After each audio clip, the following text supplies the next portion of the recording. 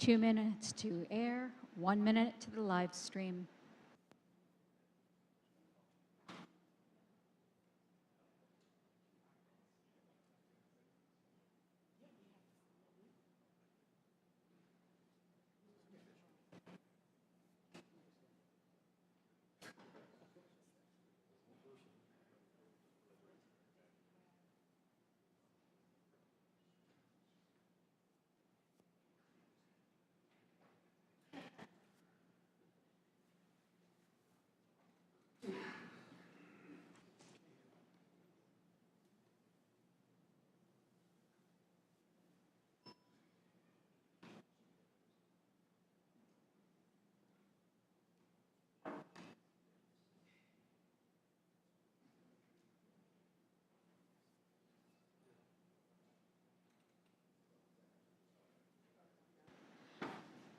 One minute to air. The live stream has started.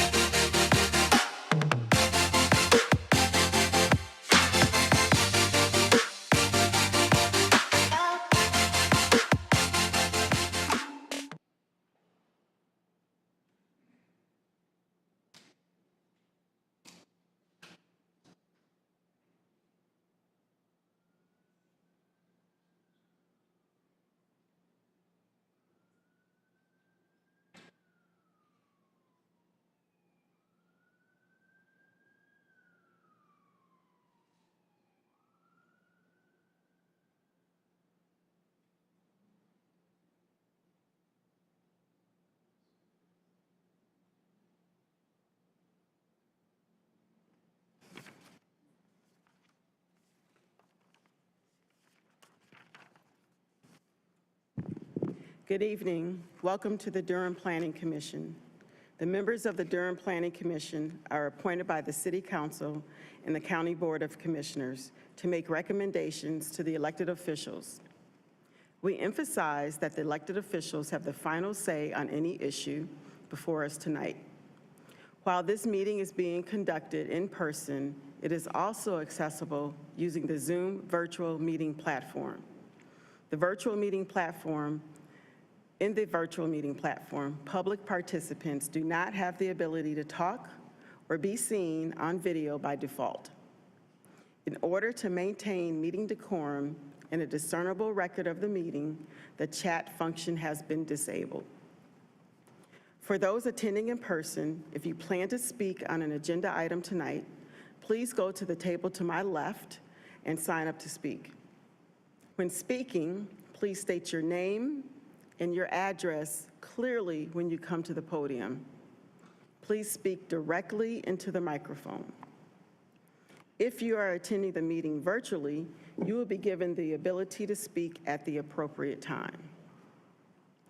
If you have pre-registered, your name will be called so you can make your comments, just like an in-person meeting, public hearing. You may also call in during the meeting tonight by dialing 1-301-715-8592. If you call in during the meeting, you will need to wait until the particular public hearing you are interested in starts. After all of the pre-registered speakers have shared their comments, I will ask if there is anyone else wishing to speak. At that point, you will need to digitally raise your hand by pressing *9 on your phone, and when recognized, state your name and address before making comments. Time is limited for speakers tonight to 2 minutes. The applicant gets 10 total.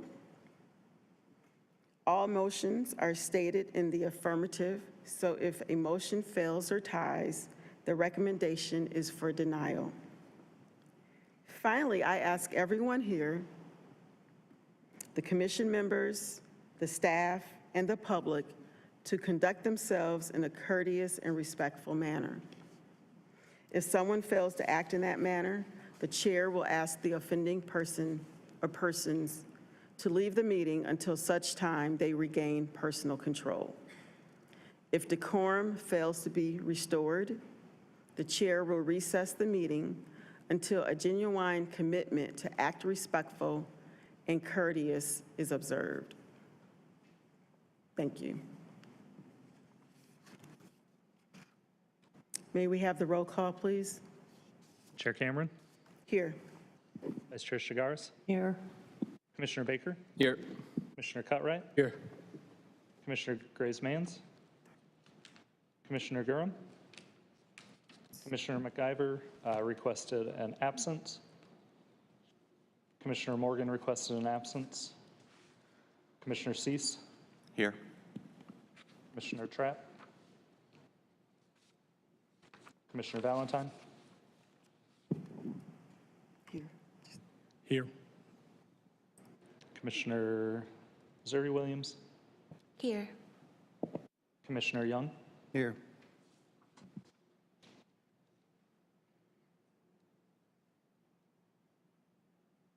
Do we have a quorum? we do. All right, quorum is established. Madam Chair. Recognize Commissioner Valentine. Madam Chair, I rise to speak in solidarity with the sanitation workers here in the city of Durham. And I don't think it would be appropriate for us to continue these proceedings this evening until that issue has been resolved by our city government. And so tonight I will not be participating in the proceedings and hope that some of the colleagues that I have on the dais will join me in solidarity with those in the sanitation department. Thank you. Thank you. Commissioner Baker. I'm going to be taking the leadership of my colleague, and I will also not be joining this meeting. Thank you. Thank you. Any other commissioners wishing to speak? I believe with the, go ahead. Can we request a 5-minute recess while we review the rules of procedure? Okay, 5-minute recess. Thank you.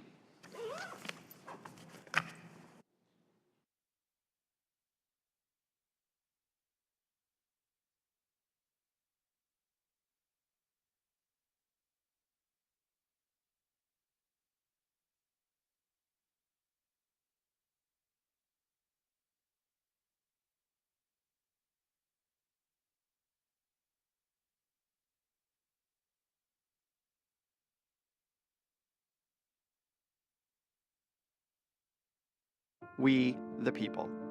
Nosotros, de gente. 我们人民 Mia Dumaville. Hum sab log. We the people hold these truths. To be self-evident that all men And women. Are created equal. And shall be afforded The inalienable right. To fair housing. The City of Durham and HUD are committed to ensuring that everyone is treated equitably when searching for a place to call home.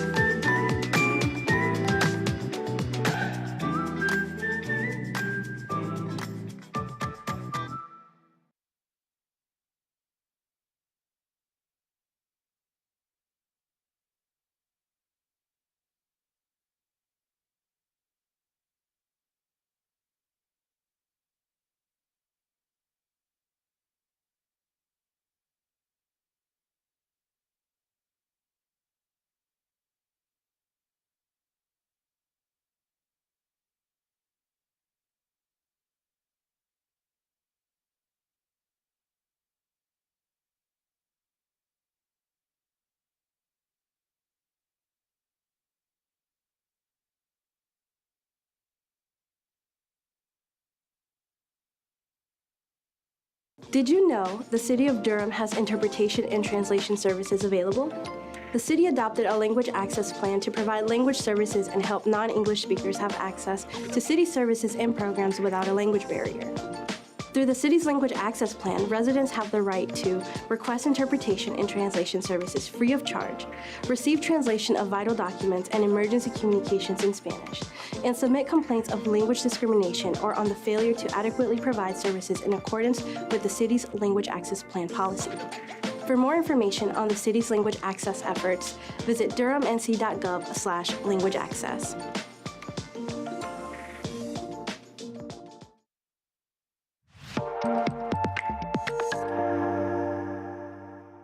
¿Sabía que la ciudad de Durham cuenta con servicios de interpretación y traducción? La ciudad adoptó un plan de acceso al idioma para ofrecer servicios lingüísticos y ayudar a que las personas que no hablan inglés puedan tener acceso a los servicios y programas de la ciudad sin la barrera del idioma. Por medio del plan de acceso al idioma, los habitantes tienen derecho a solicitar sin costo alguno servicios de interpretación y traducción, recibir la traducción de documentos importantes y de comunicaciones de emergencia en español, presentar una denuncia de discriminación por motivos de idioma o por no recibir servicios de manera adecuada de acuerdo con la política del plan de acceso al idioma de la ciudad. Para recibir más información sobre la labor de la ciudad relacionada con el acceso al idioma, visita durhamnc.gov/acceso.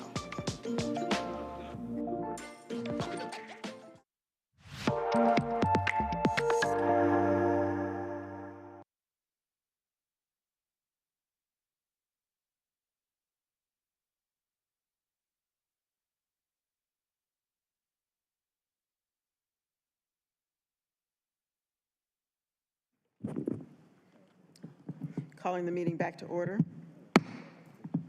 Alexander? Yes, thank you, Chair. So we just want to clarify, since we started with a quorum, the rules of procedure for Planning Commission are pretty clear on how to handle this situation. We just wanted to confirm before we move forward.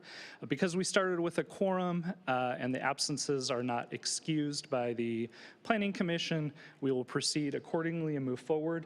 In addition, according to 4.1 of the rules of procedure, each of the votes for the unexcused members will be recorded in the affirmative this evening.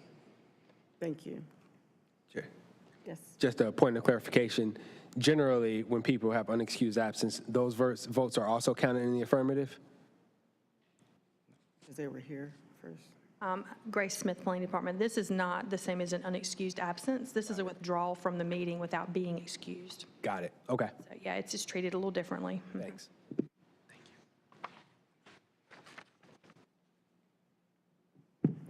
Are there any adjustments to the agenda? Agenda is printed, all right. Approval of the minutes and the consistency statements for August 8th, 2000. Madam Chair, Yes, I'm sorry, go ahead. Yeah, they usually, yeah. We'll just reflect for the record that Vic Durham has joined us in attendance. Thank you. Sorry, moving too fast here. All right. Approval of the minutes and the consistency statement from August 8th, 2003. So move. Is there a second? Second. Moved by Commissioner Cartwright and seconded by Commissioner Williams. All in favor, please say aye. Aye. Any opposed? Motion carries. Thank you. All right. I think we're ready to hear the first case. Case Z22-00065, Hillsborough Road, Coca-Cola bottling site, continued from July. May we have the staff report? Thank you, Madam Chair, Madam Vice Chair, members of the Planning Commission. Aaron Kane with the Planning Department. As you mentioned, this is case Z22-00065, Hillsborough Road, Coca-Cola bottling site. And as you mentioned previously, this case was continued from July 11th, 2023. Staff can confirm that mailing notices within 600 feet of the site were mailed out on June 20th, 2023, to be consistent with the original date for the meeting of July 11th. The site was posted with signs on June 21st, 2023. All affidavits of notices are on file in the Planning Department. The property is located at 3214 Hillsborough Road. The site is a total of 11.7 acres. The existing zoning is industrial light. The applicant is proposing planned development residential 64.223 and commercial general with a development plan to allow for up to 405 townhouses and multifamily units on the site, as well as 5.77 acres to be used for commercial development. The place type map designates the site as mixed-use neighborhood. The site is not within an overlay district. The site is bounded by residential zoning to the north and east, industrial zoning to the south, and commercial zoning to the west. The proposed zoning would have the site split with PDR, the residential area on the northern half of the site, adjacent to existing residential, and commercial areas to the south fronting Hillsborough Road. The aerial map shows the general location of the project, which is located on the north side of Hillsborough Road between Mountain View Avenue and Bellevue Avenue. There are single-family neighborhoods to the north, industrial and commercial development to the west and south of the site. Hillsdale Golf Course lies to the east across Bellevue Avenue. The development plan shows that the residential portion of the site will be on the north side, across the street and adjacent to existing single-family neighborhood. The commercial portion of the site is on the south. There are several points of access from Mountain View Avenue, Bellevue Avenue, and Hillsborough Road. There is no vehicular access to the site from Winters Lane. There are no significant environmental features on the site. There are three significant commitments on the development plan. First is that 5 townhouse units will be affordable to households at 80% of area median income. A traffic signal will be installed at Hillsborough Road and Bellevue Avenue, and there are also additional stormwater and tree planting commitments above UDO requirements. A neighborhood meeting was held in accordance with UDO requirements on December 1st, 2022. 14 community members were in attendance. 8 social pinpoint comments have been received for this case. The proposal is consistent with the mixed-use neighborhood place type map designation. The proposal is consistent with 17 of 26 policies in the comprehensive plan, and is also potentially in the public interest due to its provision of market rate and affordable housing, access to shopping and transportation infrastructure. The proposal is potentially not in the public interest due to not meeting 9 policies of the comprehensive plan and significantly increasing housing density in the area. That concludes the staff report. Staff and the applicant are available for questions. Thank you. At this time, the chair is opening the public hearing. May we have the applicants to the podium for their report.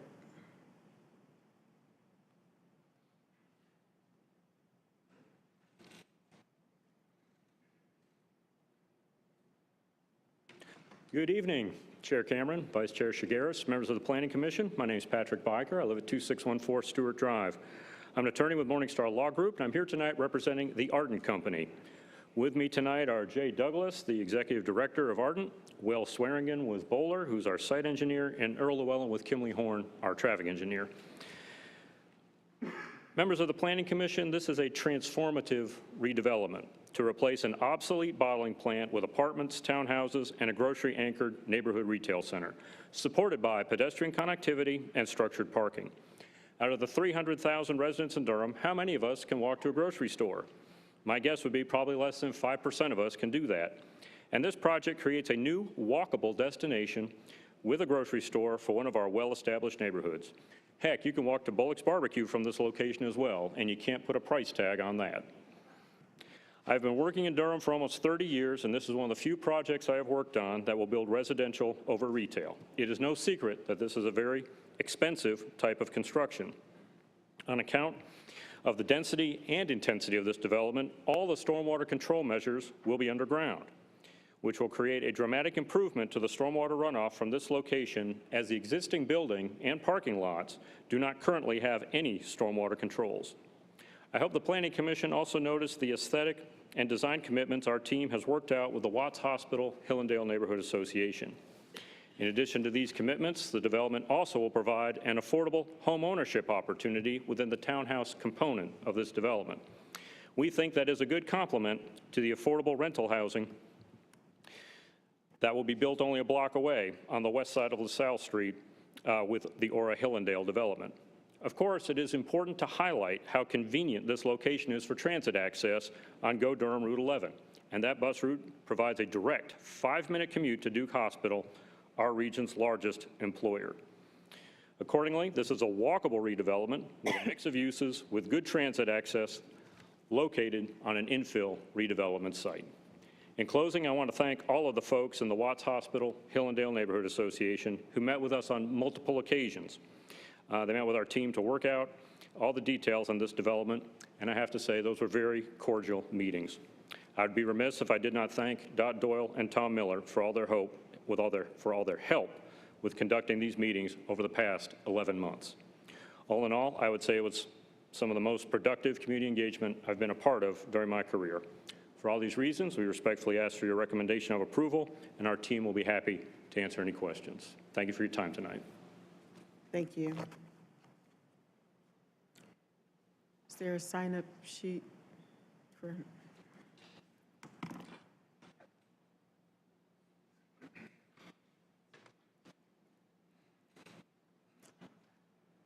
Thank you.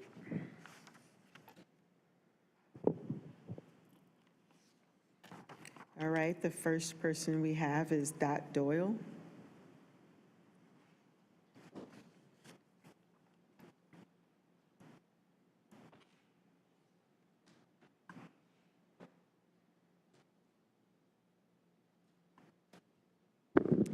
Hello, I'm Dot Doyle. I live at 2311 Woodrow Street. I'm Vice President of the Watts Hospital Hillendale Neighborhood Association, and hopefully you got the letter that I sent to you yesterday about this project. As Patrick has mentioned, we met a lot with this group to discuss the development.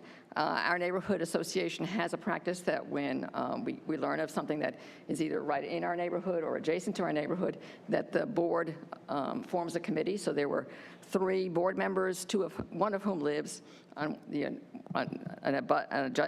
adjacent street, and then 6 other neighbors who live directly adjacent to this property. We met, I can't even tell you how many times, a lot. And I think we really, although I know Mr. Douglas had really hoped that there was only going to be a 30-day delay, I actually think a 60-day delay turned out to be useful to finish our conversations in a reasonable, and we really appreciate the extra time that you gave us to do that. Of particular concern as we moved through this process was an increase in traffic. And this part of the neighborhood has 45 homes, and we're going to have 400 additional units from this project. We know another project that's coming down the line, there'll be another 440. And so clearly neighbors are concerned about the impact on traffic. We're also concerned about stormwater runoff, particularly flooding downstream in the rest of our neighborhood. We do appreciate, however, the concessions, the additional stormwater mitigation that they have done. Trees, we believe that using the townhomes serves as a buffer, so that there's 3-story buildings and there's 5 or 6-story buildings. So we like that as a part of our plan. I'm sorry, but your time is up. Okay, can I just say that we do hope that you will go ahead and approve this project. Thank you. Okay. Next community member, we have Jay Douglas. I will defer my time. Okay, thank you. Tim Dodge.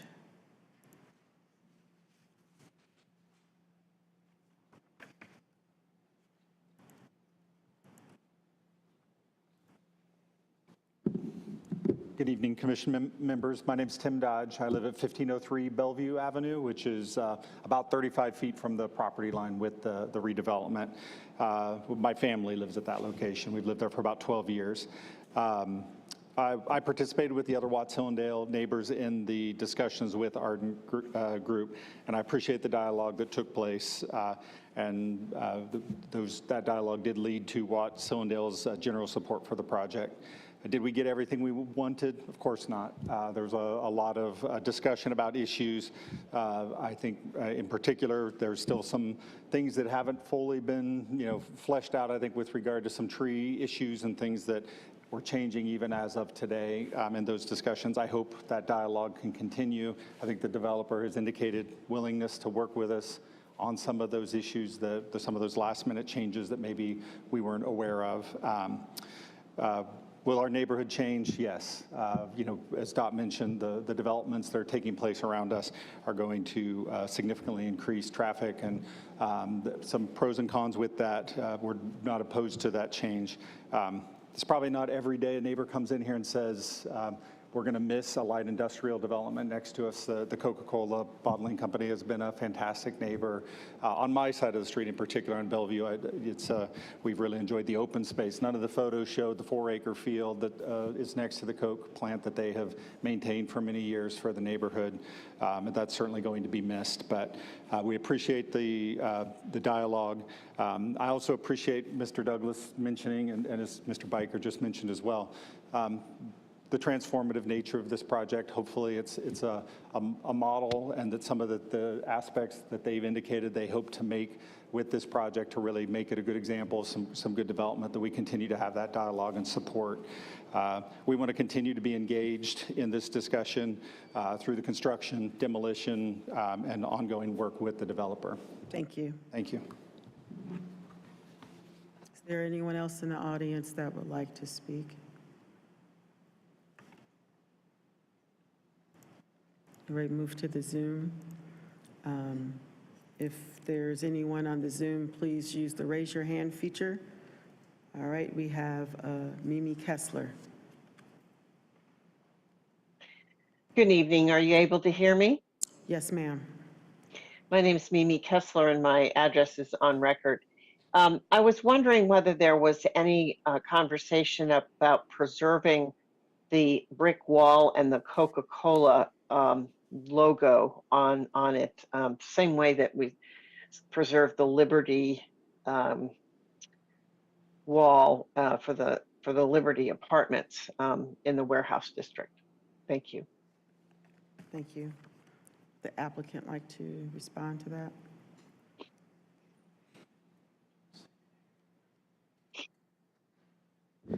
My name is Jay Douglas. I'm with the Ardent Companies at 3565 Piedmont Road, Atlanta, Georgia.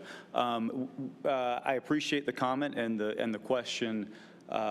We are not in ownership of the trademarks for Coca-Cola, and accordingly have no rights to maintain them, keep them. That being said, we have looked towards ways to address the historicity of the site, as well as naming it after the bottling feature at which it has operated for the past several decades. As for the existing brick wall, we are still working through our design elements. The commitment that we are making, that we know we can commit to, is to continue to use masonry and brick through the development. I believe we've committed to 40% as the facade on the brick, and have continued to work with the neighborhood as to what those colors and type will be. Thank you. Anyone else on the Zoom? If you are interested in speaking, please use the raise your hand feature.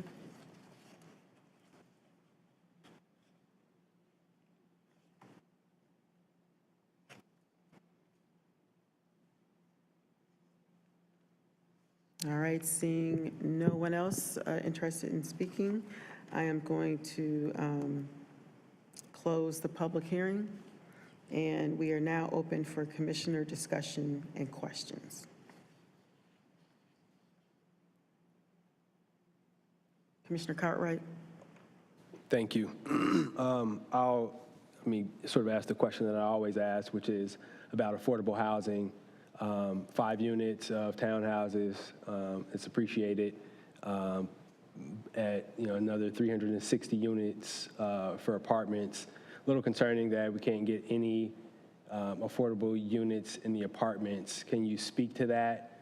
Understand that it's an expensive project, understand the complications, understand the stormwater, but 15, 20, 30 units, I think that's something that seems reasonable. I know the rents over here will be, and I'm talking sort of the retail out parcel rents are pretty high. So, I think there's probably maybe some ways to figure that out, to work through how to get 15 units, at least 80% AMI on the site. Could I just speak with my client for just a Go for it.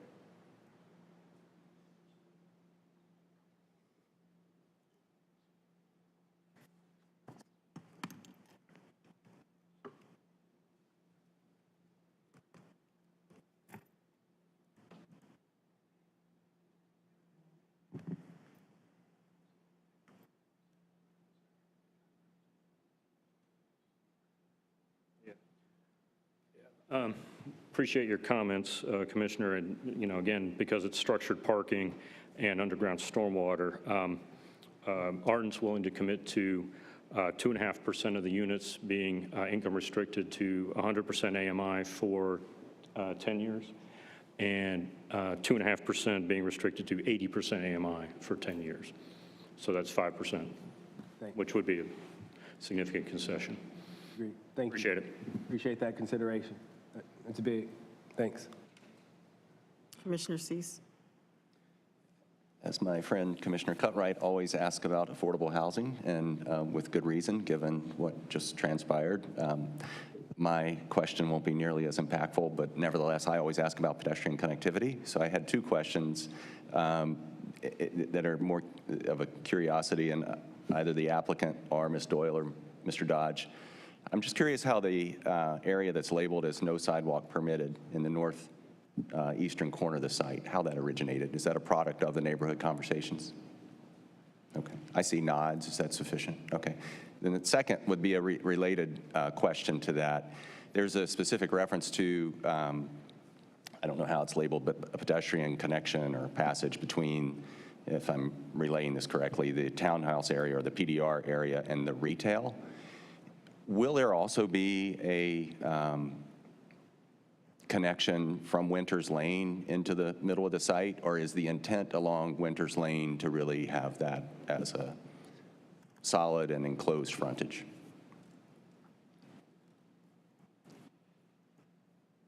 Right. Excuse me. Patrick Biker for the applicant. The intent was to, I think as Ms. Doyle referenced, perhaps it was Mr. Dodge, to have the townhouses be essentially the buffer between the commercial, the multifamily, and the neighborhood. So the passageway will be towards towards the western side of the development that will connect the townhouse community to the retail without having to access a public right-of-way to do that. So it'll be an internal connection. So no connection to the neighbors to the north? Well, they'd be able to walk through. They could walk through. There's a side driveway off of Bellevue. They could walk then down that internal driveway and then through the passageway to the commercial. That answers my question. I would just encourage, as you remain in communication with the neighborhood association, and the neighbors can maybe just give some consideration as to what the potential value would be and the relationship would be between this project and your neighborhood because of the amenities and the number of destinations and things that could be there that would be beneficial to your neighborhood. It may be something that could be easily incorporated without any detriment at all to the project if the developer saw it similarly. Yeah, sure, Mr. Dodge, I'm happy to.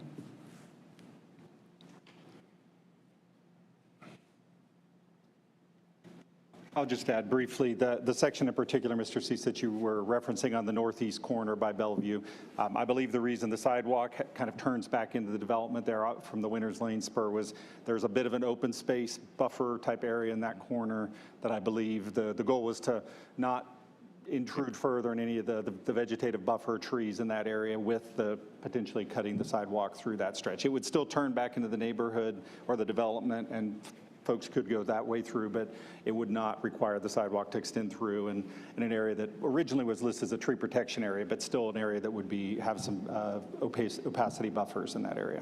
That's great. Thanks for the clarification. And yeah, obviously with the development plan and kind of the land use regulation conversation that we're having, we can't get into those details, but given the level of detail that you all have had between the community and the developer, it's nice to see that level of attention unfolding. And so, again, thank you for the response as well that you gave to Commissioner Cutright regarding affordable housing. And I would also just want to note that I appreciate the clarity with regards to building heights, particularly along that northern edge, as to how that's changed since the plans that were first included in the packet for us 2 months ago. So kudos to the team and the neighborhood for working through those concerns. Thank you. Thank you. Any other commissioners have any comments? None. All right, yeah, I just want to reiterate and co-sign on Commissioner Cease's comments. Glad to see that you all used the time to work with the community and came to an agreement and that the community supports this project. These types of developments are what we like to see in Durham, and appreciate the increase to 5% for affordable housing. With that, ask for a motion to forward this case. Madam Chair, if we could just make sure to clarify the additional affordable housing commitment. Just wanted to make sure we heard that correctly. 2.5% at 100% of AMI and 2.5% at 80% of AMI. Right, for 10 years, Mr. Kane. For 10 years, yes. Yeah, income restricted, magic word. Yeah. Of the rentable units. Of the rentable units. And the for sale or Yeah, maintained. not the townhouses. So you understand that's in the multifamily, not in the townhouses. Okay, so to clarify, the 2.5% at 100% of AMI and 2.5% at 80% of AMI is all within the multifamily. Correct. You'll clarify that when we get the new language for the, thank you. Okay, thank you, Madam Chair. Appreciate it. Thank you. May I have a motion to forward this case? Chair, as it relates to case Z2200065, Hillsborough Road, Coca-Cola bottling site, I recommend that we send this forward to City Council with a favorable rating, a favorable approval, Recommendation. favorable recommendation with the associated additional proffers. Second. It's been moved by Commissioner Cartwright and seconded by Commissioner Cease to move case Z22-00065 with the associated affordable housing proffers forward with a favorable recommendation to City Council. May I have a roll call vote? Chair Cameron? Yes. Vice Chair Chigars? Yes. Commissioner Cutright? Yes. Commissioner Durham? Yes. Commissioner Cease? Yes. Commissioner Zuri-Williams? Yes. Commissioner Young? Yes. The motion carries 9-0. Thank you.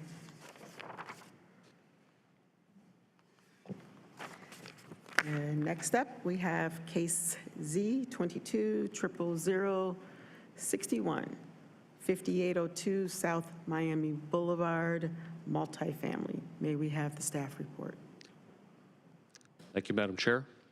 Aaron Kane with the Planning Department again. As you stated, Z22-00061, 5802 South Miami Boulevard, multifamily. Staff can confirm that mailing notices were sent to all those properties within 600 feet on August 22nd, 2023, and signs were posted on August 28th, 2023. We have affidavits on file in the Planning Department. The location of the proposed development is 5780, 5802, and 5904 South Miami Boulevard. The proposal would change the zoning from commercial general with a development plan and RS20 to Plan Development Residential 47.470, and allow the construction of up to 540 multifamily units and accessory uses. The existing place type is mixed residential neighborhood. Staff finds the proposal consistent with that designation. The site is not located in a zoning overlay district. The site is surrounded by industrial park zoning to the east, commercial and residential zoning districts to the north and south. Immediately west of the site is railroad right-of-way. Beyond the railroad tracks are industrial and residentially zoned land. The aerial map shows the general location of the project. To the east of the site are light industrial and office uses. Immediately west of the site, as I mentioned, are the railroad tracks, and beyond that, light industrial, office, and residential uses. The applicant has included graphic and text commitments, including income-restricted units, green building certification, electric vehicle charging stations, stormwater controls, and a shared use path along South Miami Boulevard. The applicant has proposed to utilize the southern 2/3 of the site, leaving the northern third of the site for stormwater control and preservation of the stream buffer. Tree preservation areas are also included in the project boundary buffer areas on the western and southern portions of the site. There are 2 points of access to the site along South Miami Boulevard. The applicant held a neighborhood meeting on November 10th, 2022. No comments on this case have been provided on Social Pinpoint. Staff determines that this request is consistent with the place type map and 16 of 23 policies in the comprehensive plan, and is potentially in the public interest due to its provision of market rate and income-restricted housing. The proposal may not be in the public interest due to not meeting 7 comprehensive plan policies and a lack of mitigation for school impacts. Staff and the applicant are available to answer any questions. Thank you. At this time, the chair is opening the public hearing. May the applicant please come to the podium.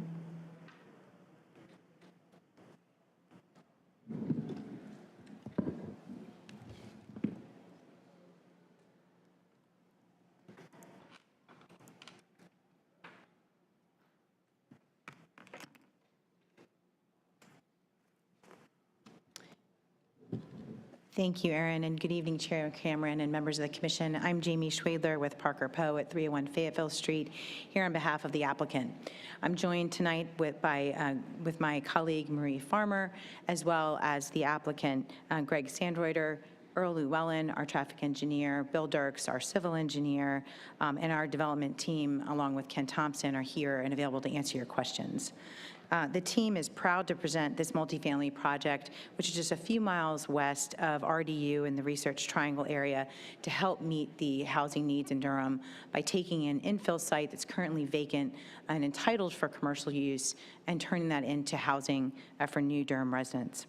The request is to rezone 3 parcels on South Miami Boulevard, just south of Hobson Road and Page Road.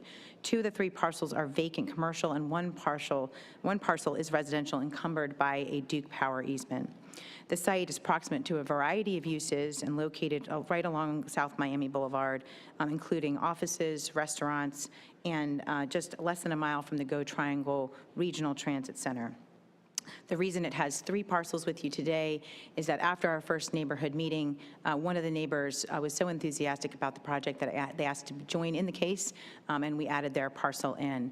There are several other neighbors that were enthusiastic about putting new residents in this area, and they've informed us that they do plan on participating tonight to show their support. These photos show the existing conditions of the property, the 1 residential house, and on the right side of the screen, the significant Duke Power easement lines that provide a significant restriction on the property, but provide an opportunity for us to try to couple some of our planting and environmental and stormwater regulations in that area. The request is consistent with your draft place type map.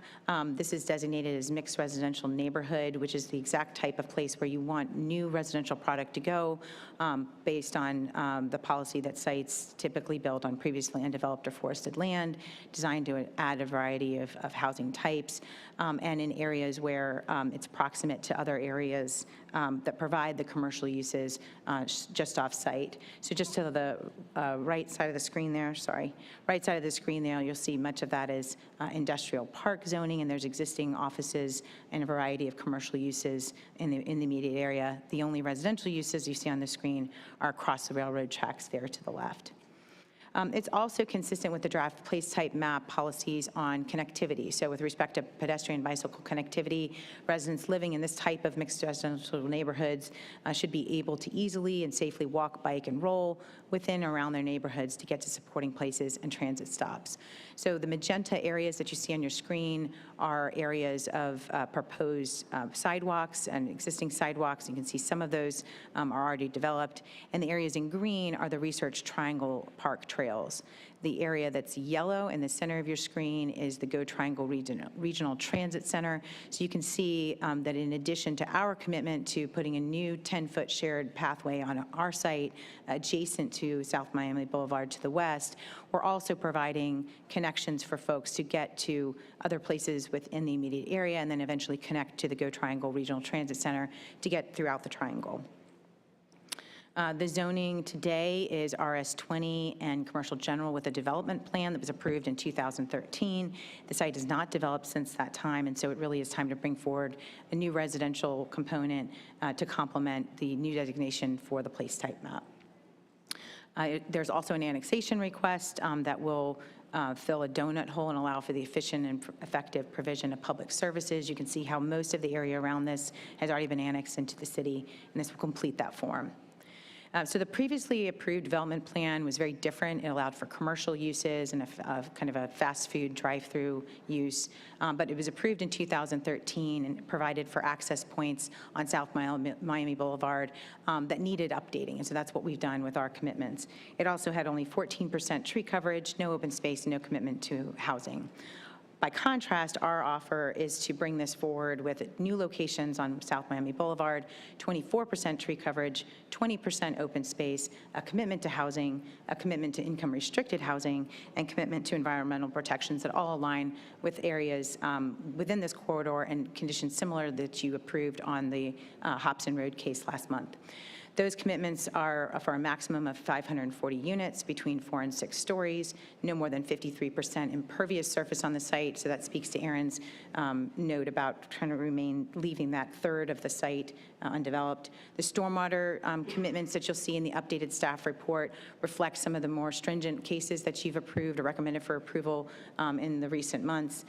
We've added at least 2 stormwater control measures, and the important distinction I'd like to note on the record is that we're changing one of the conditions to make sure it's clear that now that we're doing at least 2 stormwater control measures, only a wet or dry pond will be required to meet the 100-year storm requirement. And that's because some of these other types of measures don't really lend themselves to the practical retention, but you're still getting the protection of the code, and you're getting the added benefit of an additional stormwater control measure. We're also adding the green and sustainability commitments that you see in your staff report, green building certification, similar to what you recommended for approval for Hobson Road last month, EV charging stations, and solar conduit on site. In addition, we're proud to offer an income restriction of 3.5% of units at 60% AMI for 10 years. That was difficult because we do have structured parking in this location. We have a lot of the site that can't be built, but we knew it was important, and we added that in advance of tonight's hearing and are very proud of that condition. As Aaron mentioned, we're consistent with the draft comprehensive plan, 16 out of the 23 policies that the staff identified, and those were updated to reflect some of those income-restricted units I just mentioned, the significant environmental proffers that we made following the leadership of this Planning Commission and their comments last month to make us more consistent and more in line with your draft comprehensive plan. So in sum, we meet the place type map, the consistency with the comprehensive plan, and your review criteria found in the UDO, and that we're compatible with the uses nearby, and we'll bring a new use into this area for this infill site. It's more suitable than the current zoning, which is not developed as commercial general and has no commitment to housing, much less affordable housing. It will improve the balance of uses in this area for workers that are traveling to and working within RDU and meets that specific demand in Durham. with adequate infrastructure available nearby. We thank you for your time. I'd like to reserve the rest of my time for answering questions and anything that the commissioners would like to know further from our development team. Thank you. Thank you. The other people I have signed up appear to be members of the development team. Up until Ken, Earl, is he a member? Yes, Earl Llewellyn and Ken Thompson are both on the development team. So is there anyone else here who has not signed up that would like to speak?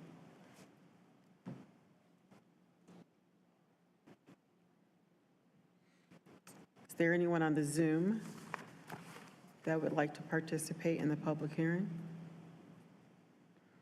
We have Hope Walker.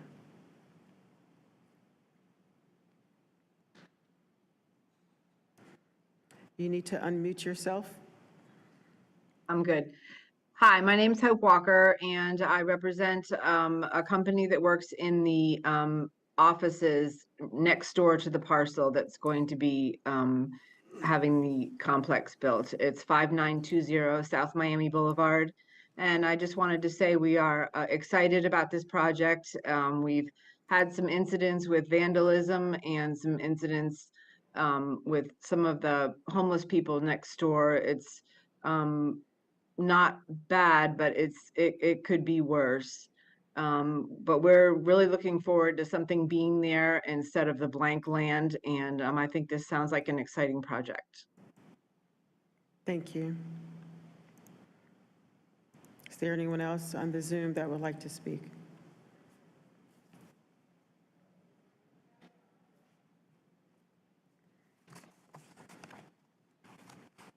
All right, the chair is now going to close the public hearing, and we are now open for commissioner discussion and questions.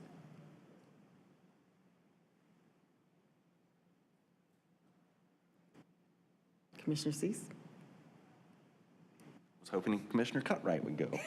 Okay, thank you for the presentation, and particularly the image that you included showing the trail network through Research Triangle Park. So my question, it may be a staff question, but I'm sure you could probably handle it as well, or both of you feel free to comment. My question is just with regards to the viability of connections across Miami Boulevard to both of those. I believe those intersections are signalized at Emperor to the north and whatever the roadway to the south is, both falling outside of the extent of the project. But my question is, to make that image you showed viable, what provisions or what mechanisms would have to occur to allow an approved pedestrian crossing incorporated into the signals at those intersections?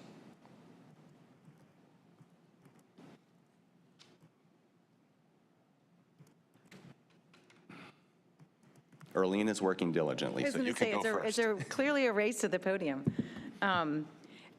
I want to make sure Earl has an opportunity to answer that question. So if staff would like to go first, that's fine. Oh, I think we're looking into that. So go ahead, Aaron. Yeah, I don't think there's, Earlene, do you have? Okay, you know better than I. Earlene Thomas, Transportation. So I was diligently trying to look at those intersections and see what accommodations were currently in place.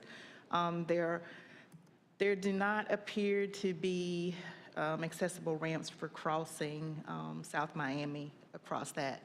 So improvements would need to be made to allow for that crossing. And at the other intersection to the north, Well, Emperor is just to the north, and it has one north-south on the east side, but not extending to the west side, which is not surprising given existing land uses there, but given the right. conversation we're having.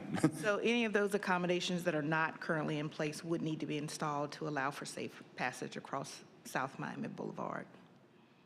And to be accessible, the construction of accessible ramps, right, and striped crosswalks. And so then the next question is, how would that occur? We know what would need to occur physically, but how would that occur? That would If not, proffered by private development, those types of improvements are prioritized and funded with transportation dollars through a system that they prioritize missing gaps and ramps to be constructed across the city. Great, thank you. So it looks like this is what, 100 feet or so north of the site to the Emperor Road intersection, is that?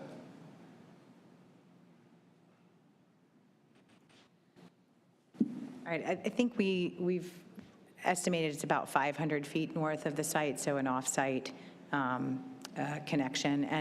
And Arlene, to echo Arlene's comments, that this would be a DOT facility, so something coordinated with them. You had your pause. I'm going to take my pause to look at the document. I'm looking at the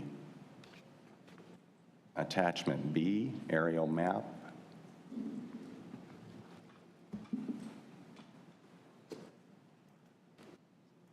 And referencing the Emperor Boulevard roadway, which is the location of the trail that was on the image that you included, I believe. I may be wrong about that, but that's where Emperor Boulevard is. It appears to be the location of the trail. I think that's right. I think there's portions of the Research Triangle Trail that are on the east side of Miami and south side of Emperor Boulevard. Right. So given that it's 100 feet off your site, can you endeavor to queue that up with NCDOT? Well, I think it's on the other side of Miami Boulevard, but I'll let Earl address the question. Yeah, there are a couple of things at play here. I think probably the most important is whether or not there is available right-of-way to accommodate and construct it. There's currently a crosswalk across Emperor Boulevard, but not a crossing of Miami Boulevard.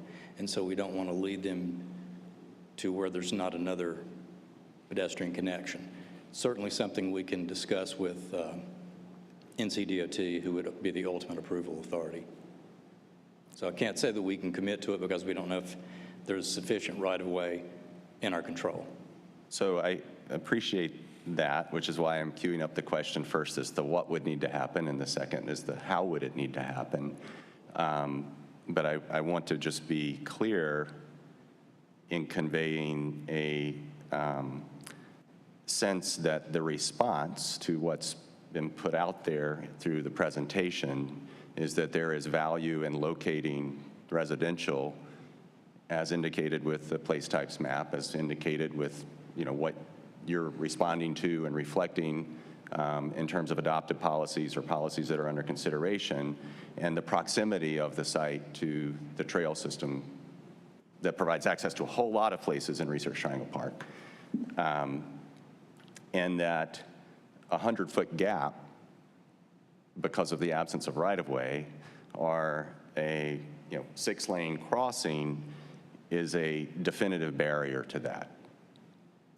And I'm uncomfortable with the proposition that of describing it as something that's beneficial if at the scale of this project, every stone is not being unturned to pursue that as an option.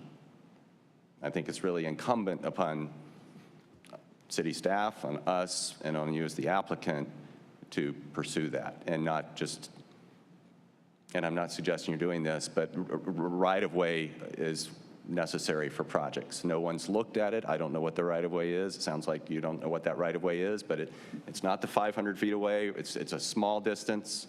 It's underneath what looks like the power line easement, and so I would hope that you would be able to indicate to us tonight that that's something that you'll pursue and explore before it gets to council. Yeah, it's definitely something we can pursue and inquire about, but you're asking for an easement over land that we don't control, or you're suggesting that we explore an easement over land we don't control, so it's not something that we couldn't commit to, but it's something that we can take a look at and work with staff on any kind of feasibility. Yeah, and I'm not asking for an easement. That's leaping to a single solution. And I think there are an array of solutions that you could pursue. to establish a connection to the thing that was demonstrated to us tonight as a real powerful attribute of the project. And without that, then we're getting an incomplete story. And I just want to caution against that, because these are really important moves. So. Thank you. And then second, unrelated, that's all. Just the unrelated question is something that came up, I don't know if it was our last meeting or 2 meetings ago, just the distinction between the affordable housing and the income-restricted housing. And notwithstanding the earlier conversation or the case that occurred earlier in which there was a relatively small commitment for affordable housing, which is defined by ordinance as 30 years, there was an additional commitment made to income-restricted housing, and the commitment before us tonight is income-restricted, and this is all rental. So there's no affordable housing by the definition of this city. And do you have any comment on that? We're proud of the income-restricted offer that we've made. It was a significant one when you look at the cost of the project as well as the structured parking. And we're comfortable with trying to bring that balance forward with, in addition to the other solar conduit and environmental conditions that we've brought, that we're trying to make the project work. And this is the balance that we feel will do that. Well, and I acknowledge that as well, the 60% is strong, but I also want to ensure that the public conversation that's occurring, with this board and with City Council is occurring with a clear understanding of what those differences are and the impacts of those. And I'm speaking about the impacts on residents as well as the impacts as the project and the area ages, recognizing that, yes, there are also impacts on all those pro forma considerations. So I don't know if other commissioners wanted to add to that. That's all. Thank you. Thank you. Commissioner Cutright. I'll just say, as it relates to the affordable component of this, I appreciate the efforts. I understand the cost dynamics. Is there any way you can stretch that time frame from beyond the 10?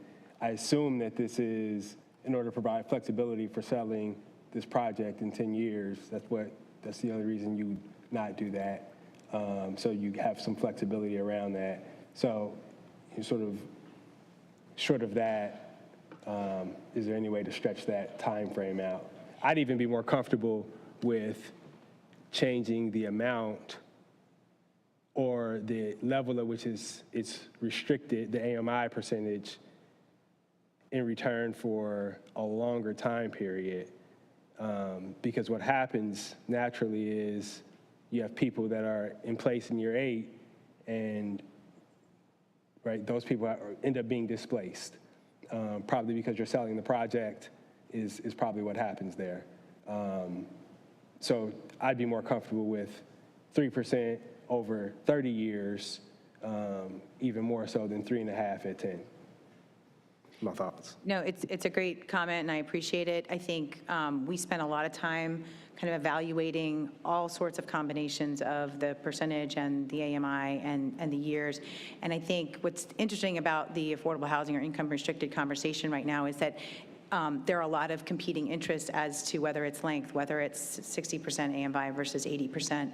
And taking all of that into consideration, we felt like the most important thing was trying to offer something with the 60% AMI to make it more affordable and not to start at an 80% AMI. And so that's where we put the impetus and kind of backed everything out of that. So focusing on that to make it more affordable and drag that kind of price point down as much as we could, we're not able to extend the years, but I appreciate the sentiment.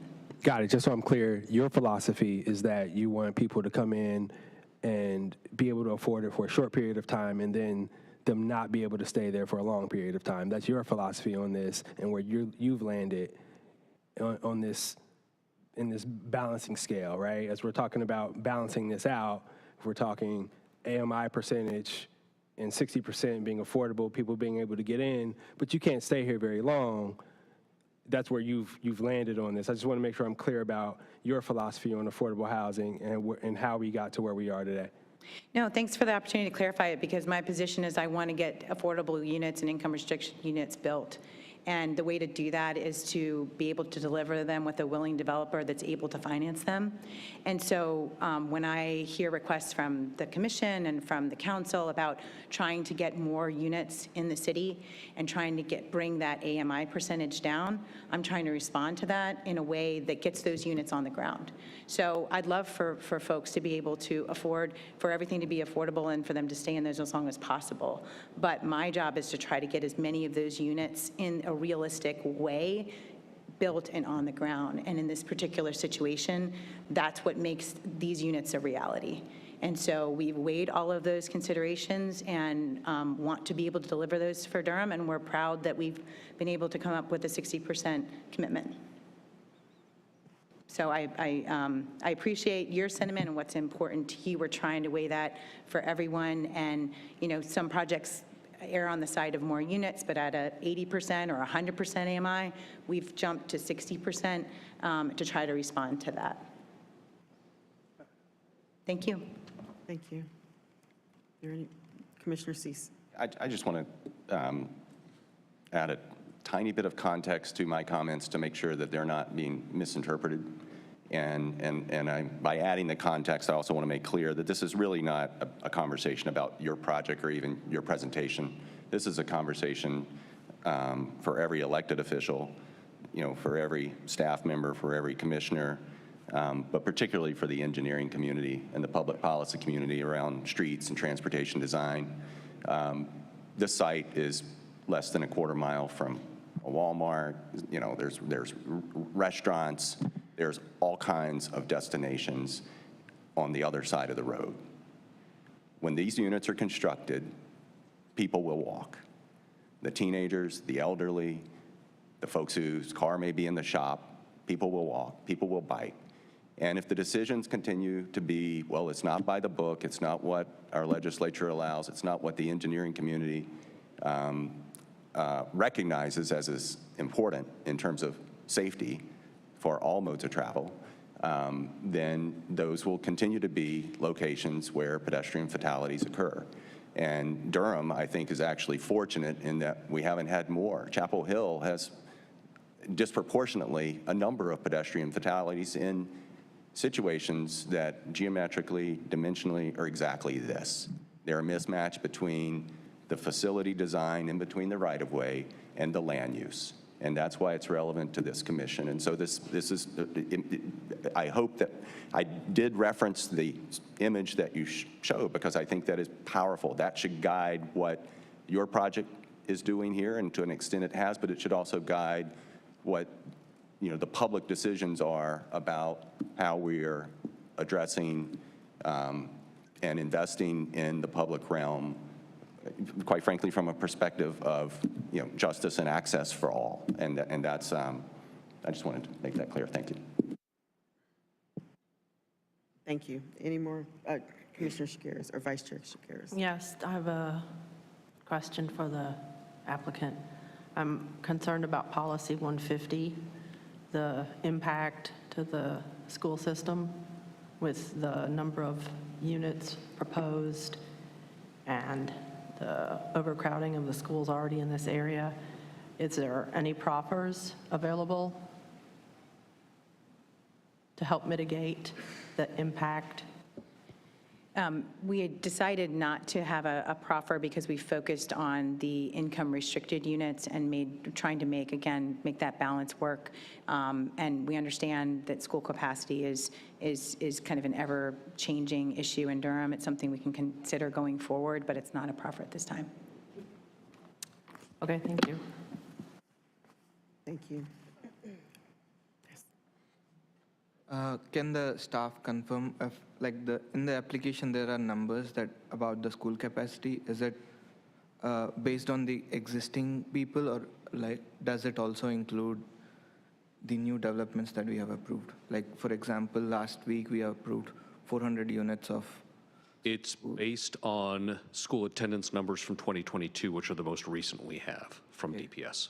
So if both of the developments, like the Hobson Road apartments and these were to be built, there will be 1,000 apartments and school would be Though recently approved or recently approved or submitted cases are not taken into account. Those are based on actual attendance numbers.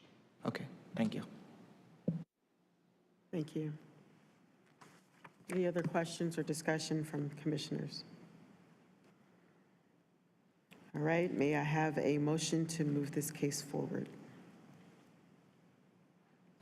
Chair, as it relates to case Z220061, 5802 South Miami Boulevard, multifamily, I recommend that we send this forward to City Council with a favorable recommendation.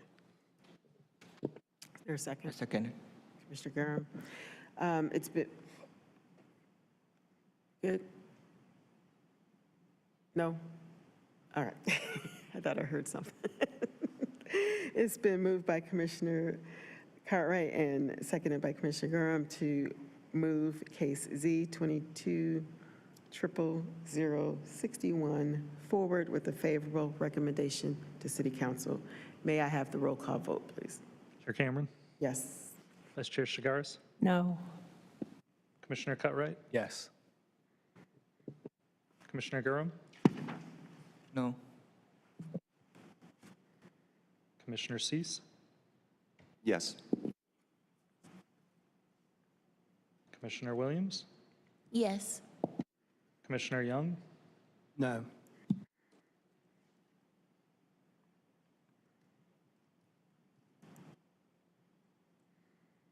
bear with me. It's a little complicated tonight. All right, 6-3. motion passes 5-4. 6? It's 4 plus 2, right? I have Commissioner Young, Commissioner Durham, Commissioner, oh, yep, correct. Thank you. Thanks. That's just 6-3. Thank you. 6-3, yep. Those good old tally marks work. All righty. We are moving on to the third case for the evening, case Z23 quadruple 04 Durham Summit. May we have the staff report, please? Thank you, Chair Cameron. Aaron Kane again with the Planning Department. For case 2300004, I think I counted my zeros right, Durham Summit, which is a proposed zoning map change. Staff can confirm that mailing notices were sent to all properties within 600 feet of the site on August 25th, 2023. The site was posted with signs on August 28th, 2023. All affidavits are on file in the Planning Department. The site is a collection of 6 parcels totaling 12.44 acres and located on the south of Fairfield Road between North Duke Street and North Roxborough Street. The existing zoning is OI and OI with a development plan. The applicant is proposing planned development residential 29.654 to allow up to 360 apartments. The place type map, it designates the site as transit opportunity area, and staff considers that the proposed zoning is consistent with the place type map. The site is within the Falls Jordan B District Watershed Protection Overlay. As stated previously, the existing zoning on the site is office institutional and office institutional with a development plan. The site is surrounded by RS10 to the west, OI to the south and east, with 1 mixed-use site and commercial center and commercial neighborhood to the north. The aerial map shows the general location of the project. The site is south of Fairfield Road between Duke and Roxborough Streets. There is single-family residential development across Duke Street to the west and commercial, office, and institutional uses to the north, south, and east. The development plan indicates 3 access points, 1 on each street frontage, including Fairfield Road, North Duke Street, and North Roxborough Street. Minimum open space and tree coverage are proposed. Impervious surface will be limited to 70%, a requirement of the FJB standards. There are several notable commitments, including an investment of a minimum of $2 million to help construct Durham Technical Community College's new North Duke Street campus, that all buildings shall have a minimum of 4 residential floors. Solid waste receptacles will be provided at a rate of 1 per 500 linear feet, and right-of-way dedication will be provided along North Duke Street and Fairfield Avenue. As stated previously, the proposal is consistent with the Transit Opportunity Area Place Type Map designation. Staff has determined that the proposal is consistent with 11 of the 25 applicable policies in the comprehensive plan, and the proposal is potentially in the public interest due to increasing housing options for Durham residents and a commitment to the Durham Tech North Duke Street campus. The proposal is potentially not in the public interest due to the number of policies in the comprehensive plan not being met. Staff and the applicant are available to answer any questions. Thank you. The chair will now open the public hearing, and we'll hear from the applicant.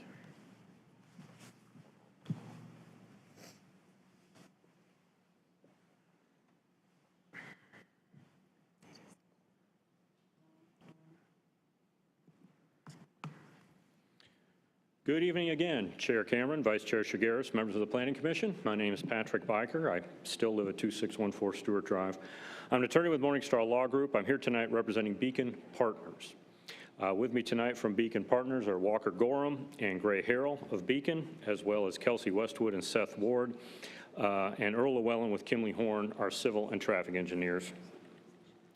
I hope all of you are familiar with this corner of Durham, just a couple blocks south of the North Roxborough, North Duke Street split. As many planning commissioners know, I am well past my sell-by date, and just to prove that point, I recall showing these office buildings to clients back in 1994 and 1995. Back in the late 90s, this was a hot corner in Durham, and Qualex was an important employer in North Durham as well. Fast forward 25 years, and this is an office park that time has passed by. The redevelopment of this approximately 12-acre site has the potential to be a great benefit to this neighborhood. To that end, our team has crafted what is, in my experience, a unique partnership with Durham Technical Community College. Durham Tech is by far the most vital institution in our local economy when it comes to preparing Durham residents for good-paying jobs and acquiring new skills to adapt to our rapidly changing economy. I hope every planning commissioner noticed the text commitment that obligates Beacon to spend at least $2 million to renovate this building, renovate and reuse this building at the northwest corner of the office park. This is an important investment because the renovated building will be Durham Tech's business and entrepreneurship hub and will offer multiple career track curriculums for the robust student population at this location. It will be a noteworthy achievement to breathe life into this 35-year-old office building, especially when one considers the national decline in the demand for traditional office space. Since we are undertaking a minimum $2 million investment to facilitate Durham Tech's expansion at this location, we have not put forward an affordability text commitment for this site with the goal of achieving relative affordability on all units within the new development to benefit the students and employees who choose to live at this location. In regard to the new apartments at this site, our design contemplates, I want to modify one thing Mr. Kane said. We wish to have the flexibility to build either 3-story, 4-story, or 5-story buildings, but they will be primarily walk-up style units with surface parking, and that will allow the new development to serve a wide range of residents by targeting a moderate cost of construction, resulting in reasonable rents. We hope to be able to provide Durham Tech students and staff priority as new renters so they can walk to their North Durham campus next door. It is also important to note that this site has very good transit access with Go Durham routes 4 and 9 providing service here. This redevelopment will provide the North Durham community with the added relief of replacing the existing parking lots that are now the proverbial sea of asphalt and bring them up to UDO standards, along with approximately 2.5 acres of designed tree cover and green space open to the general public, and that will serve as a direct benefit to area employees, students, and residents. It is very encouraging for Durham to see that these infill redevelopment types of projects that will, in turn, reduce vehicle miles traveled and increase our tax base. Likewise, it's always good to see derelict property return to productive and attractive use. But again, I want to emphasize the key ingredient here is the relationship between Beacon and Durham Tech, and in this redevelopment, the commitment to expand the Durham Tech presence with an investment of at least $2 million. For all these reasons, we respectfully ask for your approval, and now I'll turn it over to Walker Gorham, who is the Triangle Market Leader for Beacon Partners. Thanks, Patrick. Good evening, Chairwoman Cameron, members of the Commission. My name is Walker Gorham, as Patrick said. I am a partner and Triangle Market Leader for Beacon Partners. I just wanted to highlight a few key components of the project. Namely, the genesis of this project was born out of an initial conversation and subsequent collaboration with Durham Tech over the past 18 months. Durham Tech currently occupies approximately 24,000 square feet in Building 3 at the Durham Summit Office Park. The office park currently features 4 buildings. It was built in phases in the 80s. Over 200,000 square feet on site, and currently only 4 tenants in place with an occupancy below 20% today. 2 of those buildings have been mothballed by previous ownership and are in effect offline and have been historically vacant for years. Durham Tech was excited at the prospect of being able to construct a new state-of-the-art campus at their North Duke Street campus, and namely to expand the program offerings at North Duke Street. In order to do that, the only really viable option was to relocate them from their current campus in Building 3, which is on the southwest, bottom left of the site plan, up to 3414 or Building 1 on the northwest corner. And to do that, as we all know, it's a significant capital investment and one that we have committed to making a turnkey investment and partnership with Durham Tech on.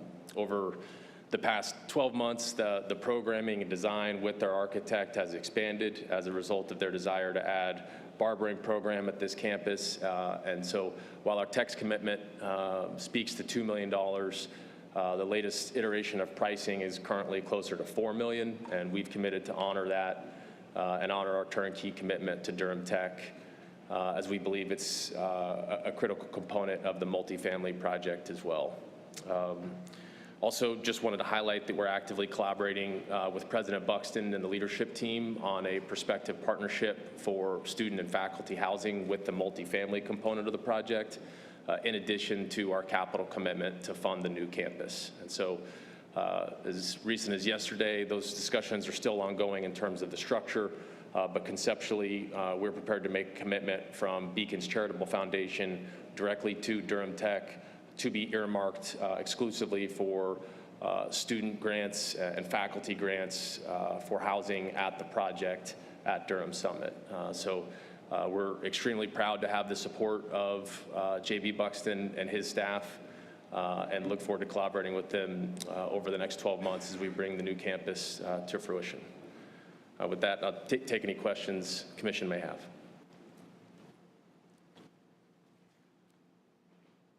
Thank you. Are there any community members present that would like to speak on this case?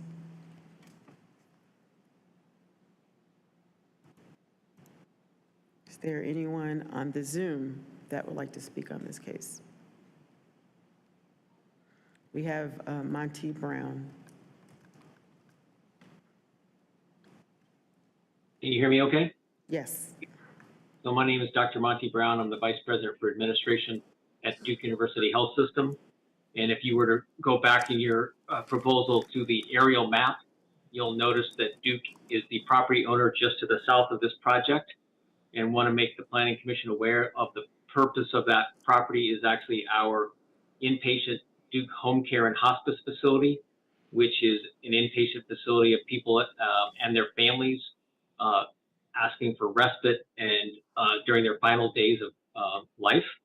So we're not opposed to this project, but we would like some specific considerations being made in what the project might entail, as we don't have any drawings of it.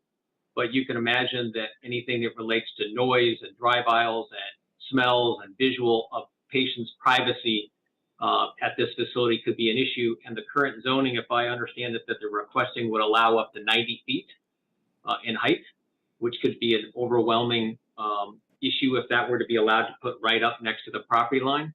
So we're asking that any consideration of this project take that into consideration regarding the height directly along the abutting property, as well as setback and screening for both visual and noise control. Thank you. Would the applicant like to respond? Well, Mr. Brown, thank you for the comment. And we do look forward to having the opportunity to sit down to discuss the concept plan. But I can say that the existing concept plan that's been shared with staff to date does show on that southwestern leg that abuts your property active open space. We've made a commitment for over 3 acres of tree replacement and active open space that would occur effectively along the adjacent property line with the Duke property. As currently contemplated, we have 2 multifamily buildings that are programmed along the north and northwest, or excuse me, northeast of the site, and then active green space on the south of the site. So not only will you have the buffering or the benefit of what we're programming as a central lawn and a dog park, but also you'll have adjacent parking on the interior of the project to provide further setback. So we take the concern seriously, and we've tried to be intentional about mitigating the issue, recognizing the use that's in place next door to us. Just like those, any considerations to be put in writing up and be a requirement, not just a nice to have. Can you repeat that request of the requirement? Right, so this is a rezoning, and this is the time where the council can make actually written requirements rather than just nice to have that can be taken away.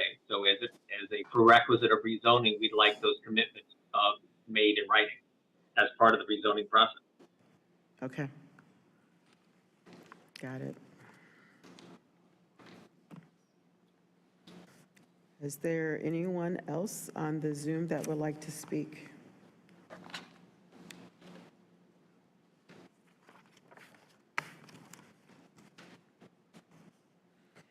Okay, I'm going to close the public hearing at this time, and we are now open for commissioner discussion. Staff wants to speak. I see. All right, Pryor. Sure, I can go. I do have one question for the applicant. Patrick, you mentioned in your presentation about the open space being publicly accessible, but we don't have a commitment to that in the development plan, or is that something you're willing to commit to at this time? Yeah, the portion to the south, right?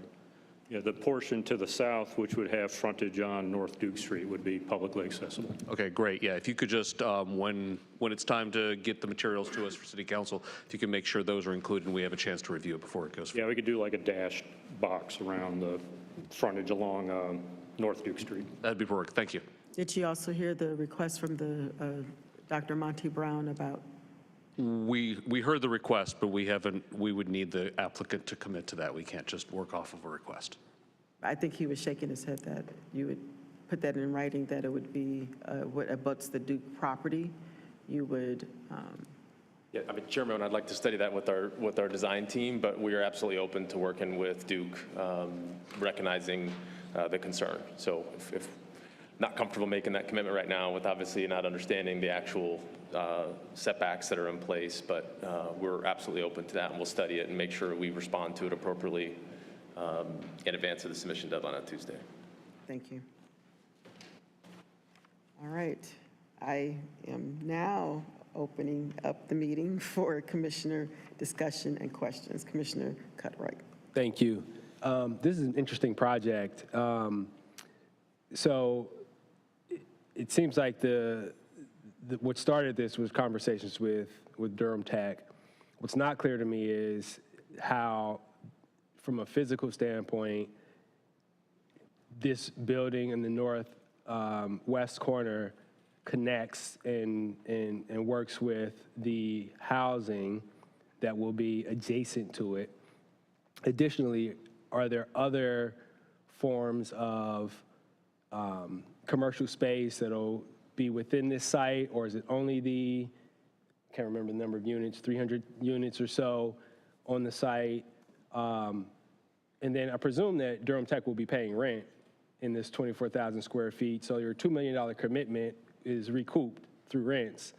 So I guess I'm just trying to understand why that's touted as like sort of a give when you'll be recouping that money.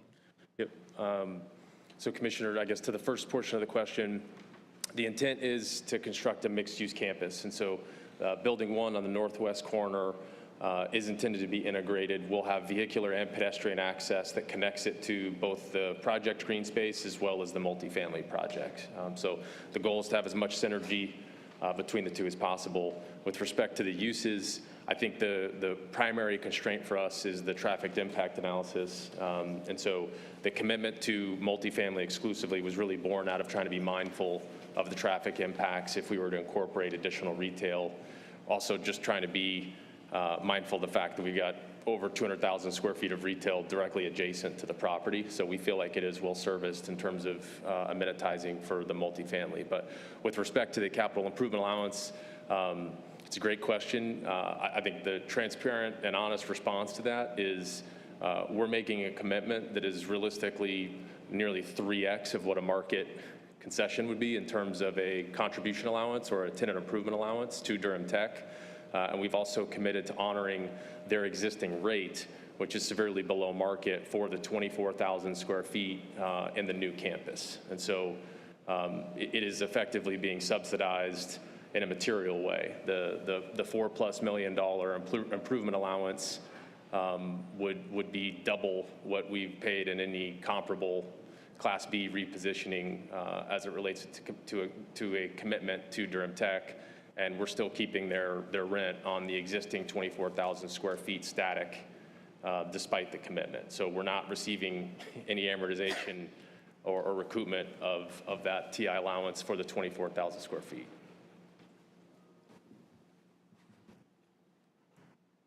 Commissioner Cease.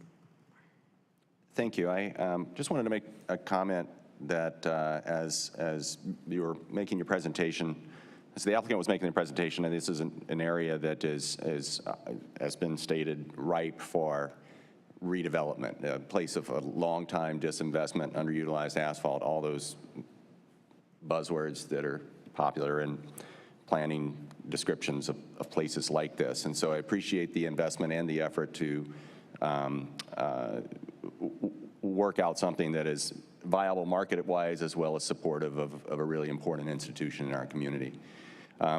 What strikes me is the graphic looking at the place type map and the conversation about the southern perimeter of the project. And the place type map calls for this whole area to the north, to the east, to the south as a transit opportunity area. And it's precisely because of these two major roadways we have. It's a transit-rich destination.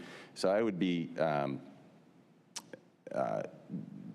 very cautious to embrace any notion of something being fixed in its current state that is not consistent with what the place type map calls for. In other words, the contemplation for how this area may evolve over time, while the existing use immediately to the south may have the characteristics that were described to us in the public comments, I don't think that should dictate, or maybe I should say this, I don't think that should supersede what the planning considerations have, how the planning considerations have been encapsulated in the comprehensive planning process to date for how this area could evolve. So thank you.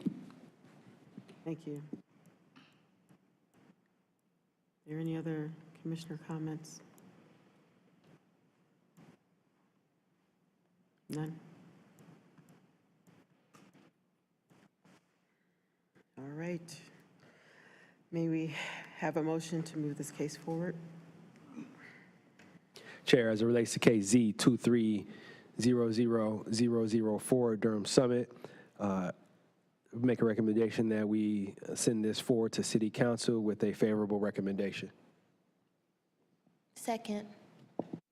It's been moved by Commissioner Cutright and seconded by Commissioner Williams to move case Z 2300004 forward with a favorable recommendation to the Durham City Council. May I have a roll call vote? Chair Cameron, Yes. Vice Chair Chagars, Yes. Commissioner Cutright, Yes. Commissioner Durham, Yes. Commissioner Cease, Yes. Commissioner Williams, Yes. Commissioner Young. No. Motion carries 8-1. Thank you.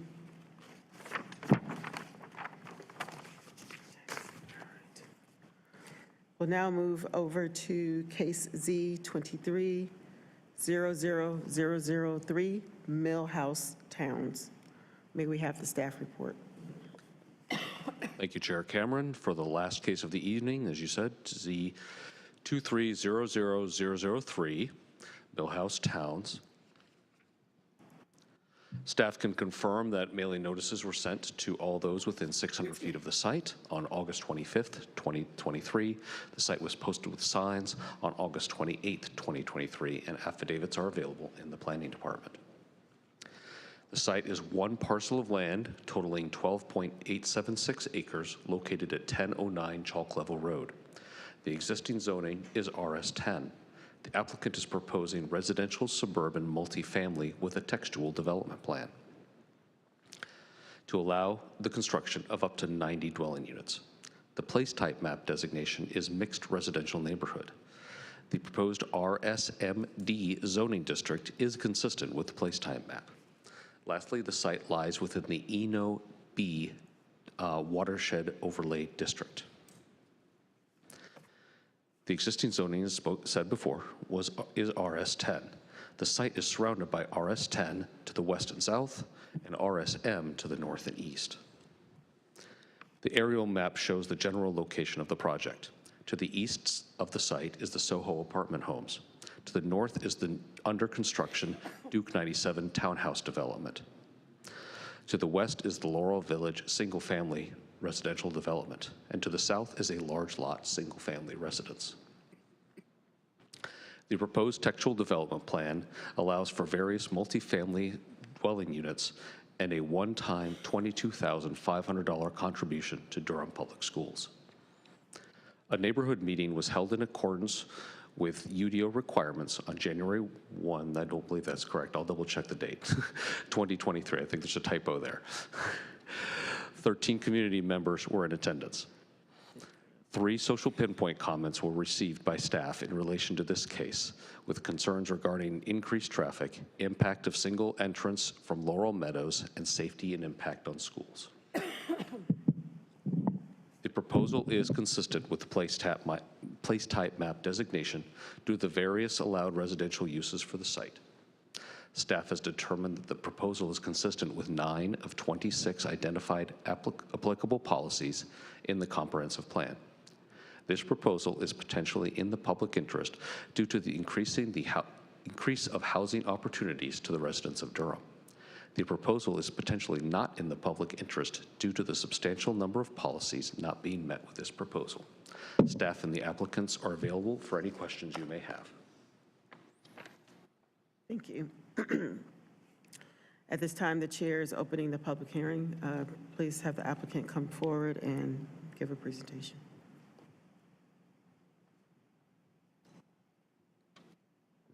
Good evening, Chair and members of the Planning Commission.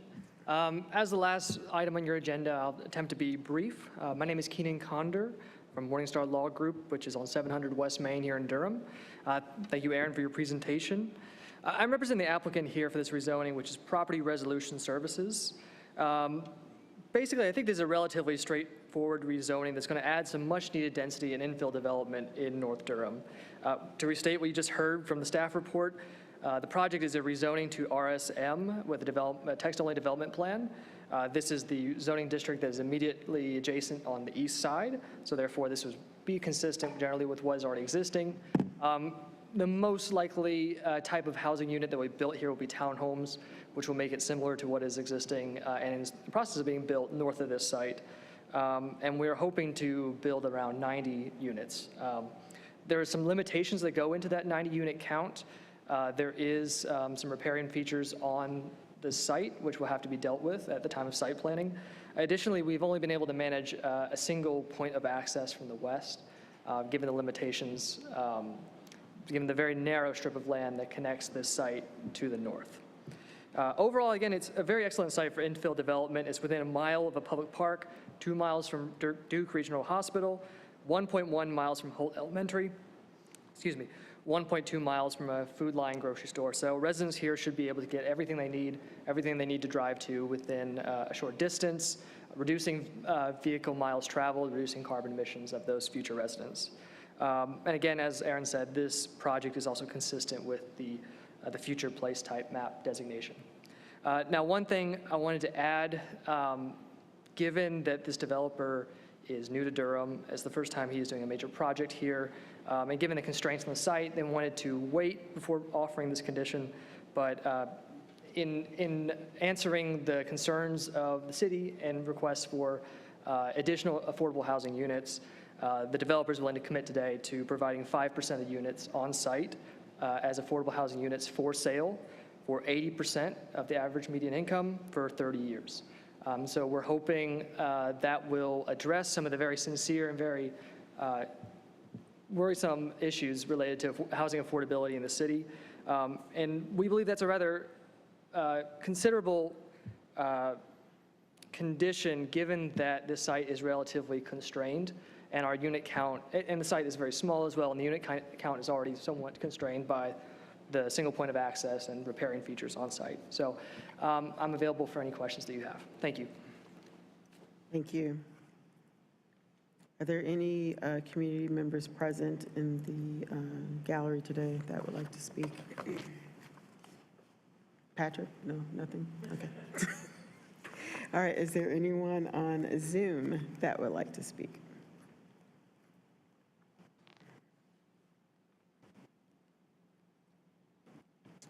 All righty, I am going to close the public hearing and open the discussion for open the opportunity for commissioner discussion and questions. Appreciate the proffer on affordable housing.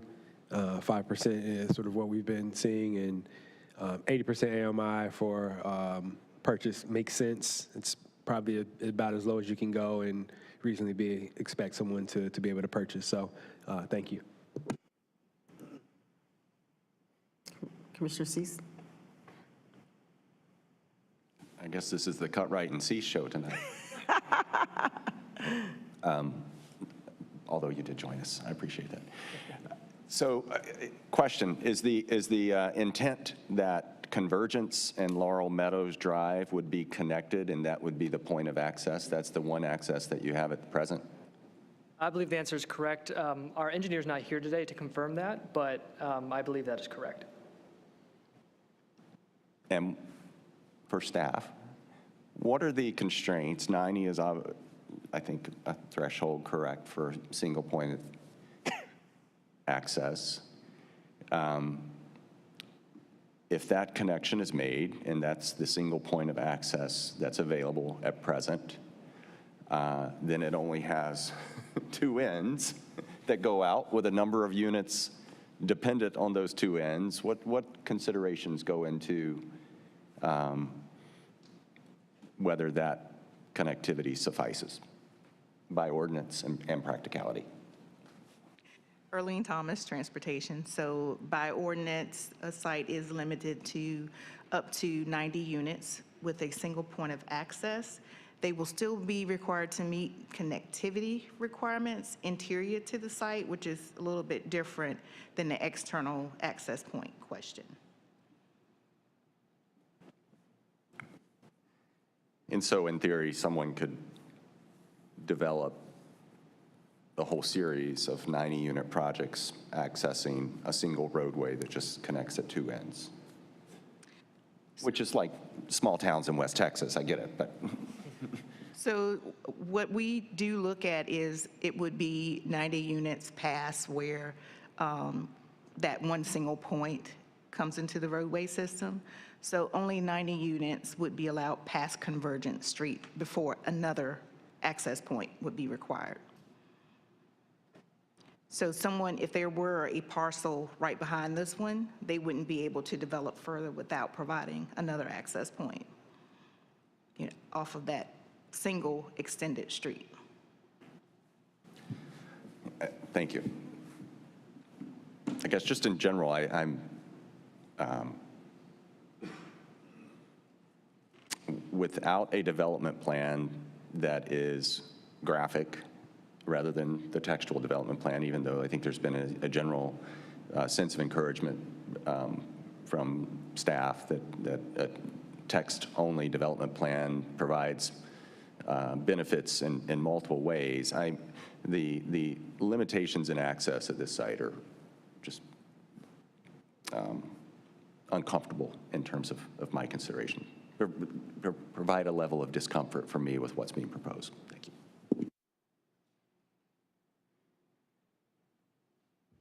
Any other comments from commissioners? None? All right, may I have a motion to move? Oh, I'm sorry, staff. Thank you, Madam Chair. Just wanted to make sure I heard you correctly on the proffer 5% of units at 80% AMI for 30 years? Yes. Okay, just want to make sure I heard that right. Thank you. Thank you. Yep. All right, may I have a motion to move this case forward? Chair, as it relates to case Z2300003, Millhouse Townes, I make a recommendation that we send this case forward to City Council with a favorable recommendation. Second. It's been moved by Commissioner Cutright and seconded by Commissioner Williams to move case Z23-0003 forward with a favorable recommendation to City Council. May I have the roll call vote, please? Chair Cameron? Yes. Vice Chair Shigaris? No. Commissioner Cutright? Yes. Commissioner Durham? Yes. Commissioner Cease? No. Commissioner Williams? Yes. Commissioner Young? No. Motion passes 6-3. All right, thank you. I don't believe we have any old business to come before this body today. We're moving on to new business, where we have to elect chair and a vice chair today. Let's go continue. You were just elected. We were filling in. Now you officially elect us. Yeah, so staff will clarify for the record, essentially, since people are probably watching. We had a vacancy created from the prior Planning Commission chair. They stepped down, the vice chair stepped up, and Vice Chair Shigaris became interim vice chair. As such, we need to vote on permanent elections for the year. The rules of procedure say that needs to happen in September of every year. Yeah. So we'll take a motion, You can do one motion if you want. nomination. Yeah. I'd like to make a motion that we elect Chair Cameron and Vice Chair Shigaris officially to those positions. Second. All right, it's been moved and seconded. Any discussion? Do we need a roll call vote, or do we just say aye? Which one? What? Show of hands. Do a hands. All in favor, please show your hands. All opposed? All right, motion carries. Motion carries 9-0. Yep. Again, yep. Glutton for punishment. Okay, staff updates. We don't have any updates other than a next planning commission. Just give you a preview. There's just 3 cases coming to you. Okay. And thank you. Oh, yes, big one. Planning Commission annual retreat is this Thursday. It's been a week, sorry, y'all. That is in the Urban Design Studio on the ground floor of the Planning Department. Starts at 12:30. We hope to see you all there. And that's like in the basement, right, downstairs? All righty. I think we're adjourned. Thank you.